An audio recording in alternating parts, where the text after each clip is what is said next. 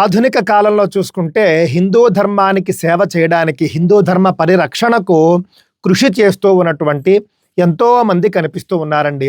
తారసపడుతూ ఉన్నారు. దేశవ్యాప్తంగా చూసుకుంటే వేలల్లో యువత ముందుకు వచ్చి హిందూ ధర్మ పరిరక్షణకు తనదైనటువంటి శైలిలో సేవ చేసుకుంటూ ఉన్నది. అయితే అందులో కొంతమంది, అతి కొద్ది మంది తెలియక చేస్తూ ఉన్నటువంటి వ్యాఖ్యలు ఏమిటి అని అంటే, మేము ఇంత కష్టపడి ధర్మ పరిరక్షణకు పోరాడుతూ ఉన్నాము, కానీ పెద్ద పెద్ద పీఠాలు, వేల సంవత్సరాలుగా పరంపరగా వస్తూ ఉన్నటువంటి పీఠాలు హిందూ ధర్మం కోసం ఏమీ చేయటం లేదు. వాళ్లే చేసి ఉంటే కనుక ఇప్పుడు మేము చేయాల్సినటువంటి అవసరం వచ్చుండేది కాదు అని పొరపాటున మాట్లాడుతూ ఉన్నారు.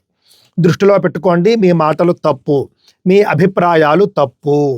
ఎవరి పరిధిలో వాళ్ళు, పెద్ద పెద్ద పీఠాల వాళ్ళు, పరంపర పీఠాల వాళ్ళు, శంకర పీఠాల వాళ్ళు, వాళ్ళంతా కూడా గొప్పగా హిందూ ధర్మానికి సేవ చేస్తూనే ఉన్నారు, చేస్తూనే ఉంటారు.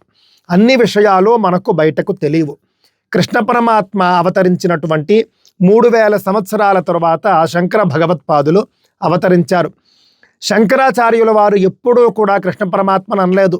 ఆయనే కనుక అద్భుతంగా హిందూ ధర్మ పరిరక్షణకు కృషి చేసి ఉంటే కనుక నేను ఇంత కష్టపడాల్సిన అవసరం రాలేదు అని శంకరాచార్యులు అనలేదు. ఆ తర్వాత వచ్చినటువంటి రామానుజులు, మధ్వాచార్యులు కూడా అనలేదు. అంత గొప్ప సేవ చేసిన వాళ్లే అనలేదు అలాంటి మాటలు.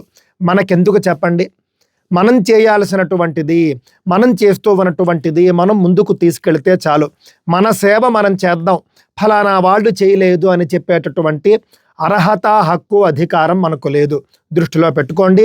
సంపూర్ణంగా తెలుసుకుని మాట్లాడే ప్రయత్నం చేయండి.